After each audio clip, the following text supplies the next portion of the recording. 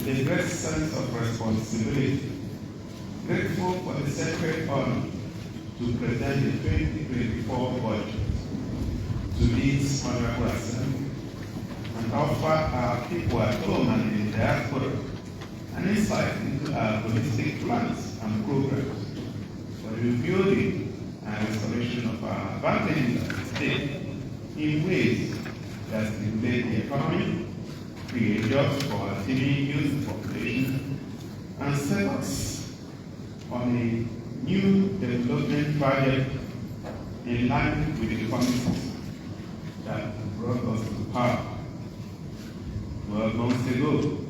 We will in your communities and plans selling our idea for a new Abia to the electorate, making a strong case that we must take a new direction in order to fulfill the inherent promise of this great land. 3 months later, precisely on the 18th of March, 2023, you elected us to lead the state. The message of our electoral victory was direct. The people wanted a clear break from the past. Wanted a new Abia, a state where government works in service of the common people, and not just for a privileged few. We took office on May 29 this year with a firm resolve to commit everything at our disposal to the service of our president. I consider the opportunity to serve our people at this time the greatest honor of my life. It will be proper at this point to commend the leadership and members of the State House of Assembly for the smooth and harmonious relationship that exists between the executive and the legislative arms of government. The judiciary in the state has also been very outstanding in the very challenging work of setting the tone for the new Abia, a land where justice will be the first condition of humanity. The understanding and respect that underpin our relationship as different arms of government have been very central to the modest progress that has been recorded across critical sectors in the last 6 months. While it is true that we hit the ground running from the very minute the oath of office was administered, setting out the appropriate institutional frameworks for immediate evacuation of the mountains of refuge that have laid over the streets of our major cities, amongst other key deliverables. We are also not mindful of the fact that the budgetary foundation of the government for the 2023 fiscal year did not compromise. We are therefore constrained in so many ways, even when we try as much as the law allows us to redirect government expenditure to areas of utmost priority to meet the immediate demands of responsible governance. Mr. Speaker, honorable members, we have fulfilled to announce that several roads that were previously impassable, including the MCC by Road Express, Umuahia, the long-abandoned Port Harcourt route. Mr. Speaker, honorable members, and fellow parties, it gives me great joy to report that for weeks now, Julius Bender, one of the biggest names in road construction and civil engineering projects, have been at work on Port Harcourt, deploying the most sophisticated equipment and engineering professionals to the job, because we made it clear that in the new Abia, we either get the best or nothing. With a completion timeline of no more than 18 months, our expectation is that by the beginning of 2025, we shall see a boom in economic activity along that corridor, with many of the businesses that left years ago returning, in addition to several new ones.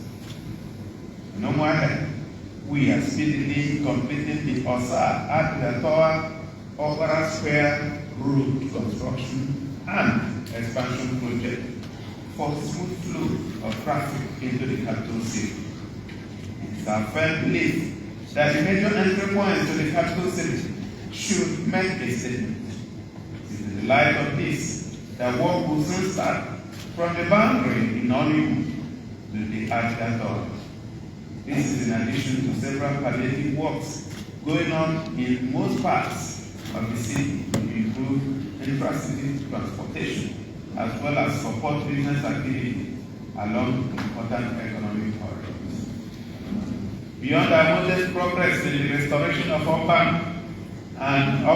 road infrastructure, we are also making several efforts in several communities across the state to enable the seamless movement of our people and transportation of agro-commodities from rural to urban centers and improve transport experience from one part of the state to another. With the coming of the new mayors, we hope to see even greater progress in the rehabilitation of rural roads. We are very particular about road construction because our understanding that roads are major economic enablers, aiding trade and commerce, supporting agriculture, as well as boosting the appeal of our major cities to both residents and investors. Ambition has been constrained by the very limited resources at our disposal, but we have been very innovative in our approach to dealing with the challenges that confront us. To make up for the shortfalls in resources, we returned the core engineering team of the State Ministry of Works to the field under the Direct Labor Agency, creating an environment that encourages them to deploy their professional expertise more practically. And I can tell you that the results have been fantastic. In addition to expanding the network of motorable roads in the state, we have also taken special interest in healthcare delivery services and education. In health, we have successfully renovated the long-abandoned Abia State Specialist Hospital and Diagnostic Center. The eye clinic at the facility can now compete favorably with the best anywhere in the country, if not in the region. And across the state, gradual renovation and rehabilitation works are taking place across the general hospitals. Furthermore, access to health care in the state has improved, especially with the free medical services, which we initiated at the beginning of this administration, and which will run until the end of the year in all public health care facilities. Thousands of Abiyans in rural and urban communities have benefited from this project, which covers diagnostics and laboratory services, counseling, and supply of drugs. In the education sector, we are also making tremendous improvements in the teaching and learning environment with strategic investments in the renovation of schools across the 17 local governments of the state. We are also working hard to return professionalism to the teaching profession through regular training and training programs. We are determined to improve the competencies of our teachers in tune with the demands of the modern world. For administration, the focus is to turn the schools into a fit-for-purpose environment for the training of world champions, young men and women with the skills to compete with their peers from all over the world. We are working to phase out road learning, and over the next few years, we shall migrate to new learning platforms and methods that are designed to not just make learning more effective, but also prepare the pupils and students for the reality of the world they are living in. The education and health sectors, the morale of the personnel has boosted the regular payment of salaries and other entitlements. Our teachers and health workers, like their counterparts in other sectors, now know when to expect their salary and can plan accordingly. Not for once have they been disappointed in the last 6 months. We have also made great strides in security through proper support to the security agencies, including procurement of operational vehicles and other hardware necessary for effective security operations in all parts of the state, including prompt response in matters of emergency. We launched Operation Crush in August this year to deal with the menace of violent crimes. I'm glad to report that our determination to make the state safe for residents and investors has seen us diminish the capacity of the criminals to thrive in any part of the state, although we still have pockets of challenges in a few places. The verdict is that Abia is now one of the safest places to live and do business.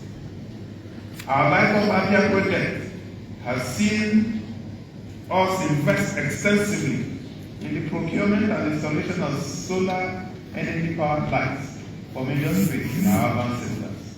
We have since extended the project to local government headquarters across the state, and the logic is simple. In addition to extending business hours for our entrepreneurs, proper street lighting also aids security, as no criminal likes to operate on that zone.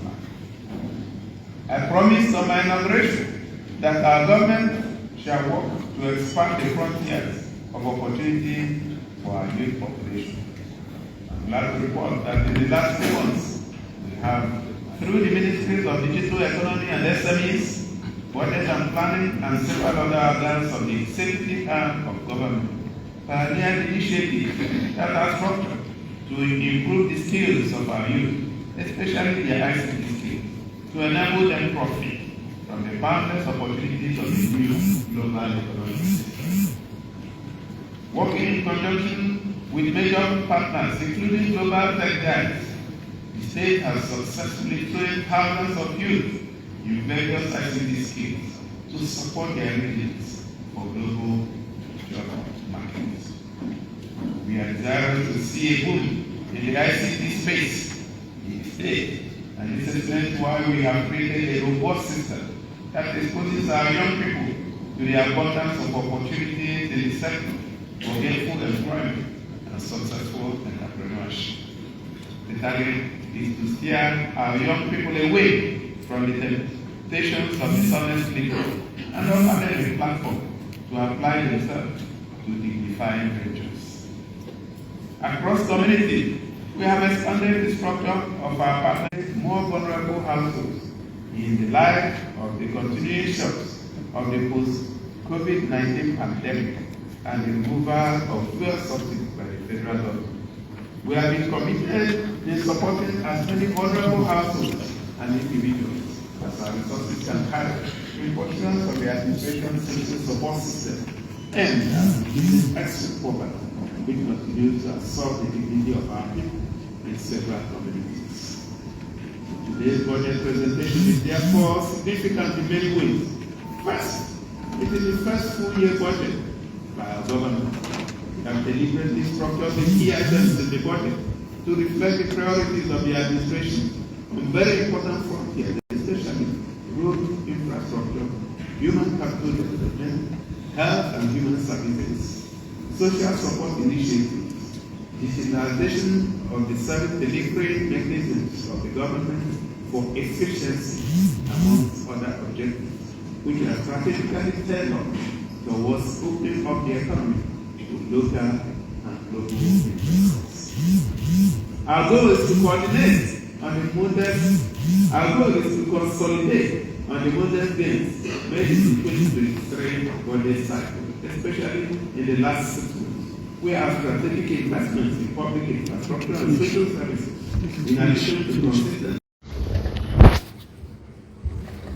You're witnessing live the presentation of the 2024 Abia State Budget by His Excellency Governor Otti OFR, live here at Abia State House of Assembly. For the governor to come in and present the Abia State 2024 appropriation. Those in favor of this motion say aye. Aye. Those against say nay. Ayes have it. Ayes have it. Mr. Clerk, you may direct the statement.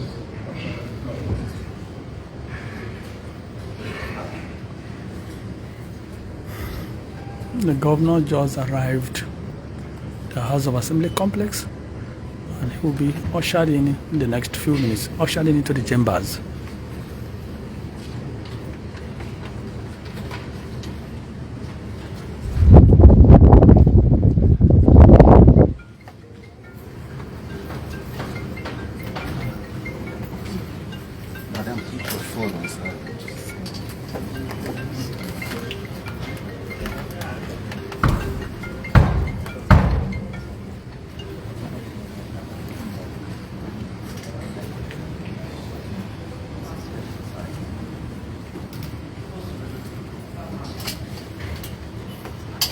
You are witnessing the arrival of the governor. He's walking majestically into the chambers. His Excellency Dr. Lexoti UFR.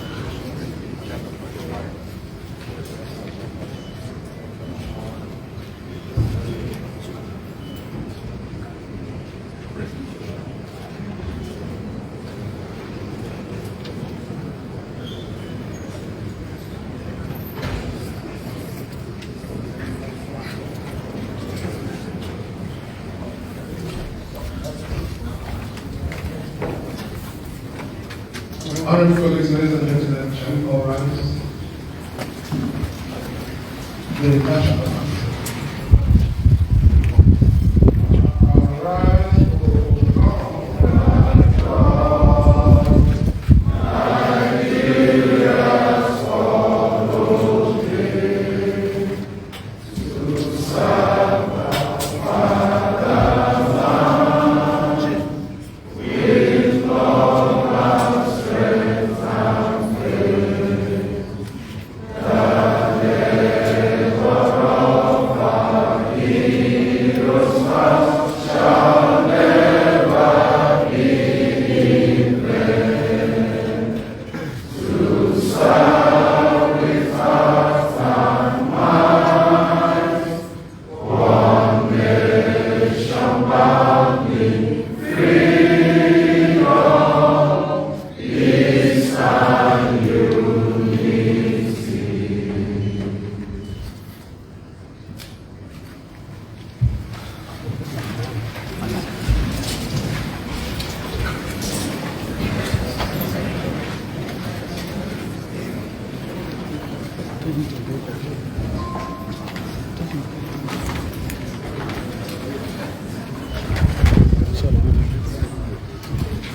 So that we can. Thank you, ladies and gentlemen, honorable colleagues. Your Excellency, we want to welcome you to our plenary session. Senior colleagues from the Federal House Assembly, you are welcome. At this point, with all humility, we want to invite His Excellency, the Governor of Abia State, Dr. Alex Chairman Otti, to present his 2024 appropriation budget.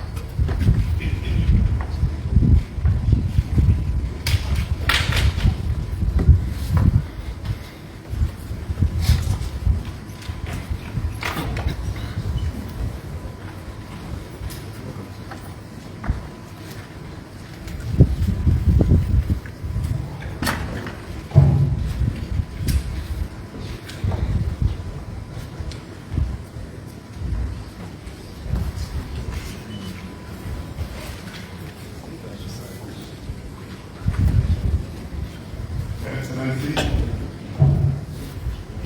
the Deputy Governor of Abia State, Engineer Ikoyi,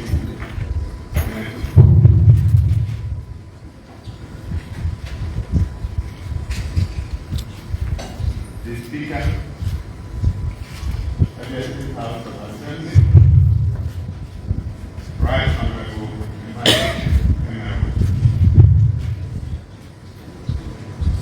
Speaker, Right Honorable Masters, Obidient, permit me to use you to reach all the principal officers and honorable members of the 9th Assembly of the 8th Assembly of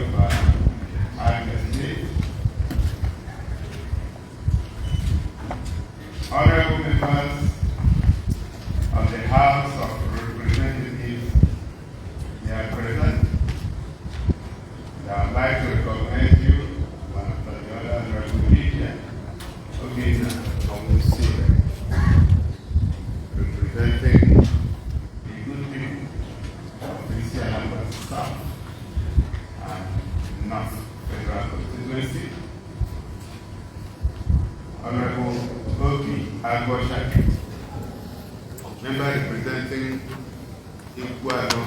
Umuahia Federal Constituency, Honorable Chris Nkwamba, representing the good people of Opa East and West Federal Constituency, Honorable Alade, member representing Osisioma, Obimba and Ubunabo Federal Constituency, Honorable Ibe Opara Osoni, representing the good people of Umuahia Federal Constituency, Honorable Amodi Oda, representing the good people of Umuahia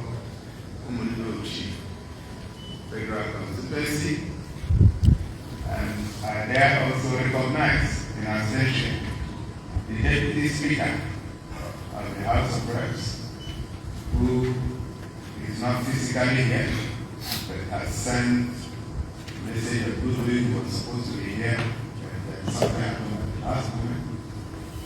He said he's here with us in spirit, and I would like to recognize him. The former Speaker of this Honorable House, my friend and brother, Right Honorable Stanley Amadirota, may I introduce you to reach all former members of the Abia State House of Assembly that are here with us, the State Chairman of Labour Party, Honorable C.K. Egara, Secretary to the State Government, Professor Kenneth Athan, Head of Service, Mrs. Ngozi Queen, PhD. All honorable commissioners who are here with us, particular reference to the Commissioner for Budget and Economic Planning, Mr. Kingsley and CK, and Commissioner for Finance, Mr. Mike Abara. All special advisors, senior special assistants, and aides to the governor that are here, and let me use Honorable Chineke, the Deputy Chief of Staff, to reach all of you. All permanent secretaries that are here, especially the permanent secretary of the House, the clerk, and head of the Legislative Service Abia State House of Assembly, Mr. Pedro, and